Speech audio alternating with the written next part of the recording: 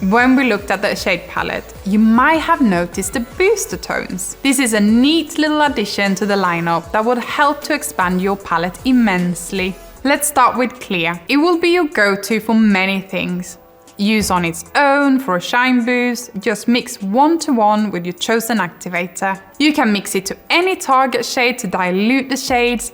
Here you can see it mixed with 06/43 to a soft peach tone.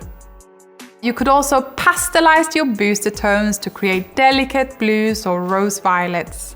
In addition to the clear, we have 2 boosters. We have a violet one and a blue one. These 2 are adapted to the translucency of SHINEFINITY, so they will not be the same intensity as you might be used to with Colors Done Perfect, for example. That's why we created a table for you, so it's easy to identify how much you need to use into your target shade. You will find this in many materials such as your color chart, your technical guides, but of course it's open to your creativity, so it's up to you to be playful.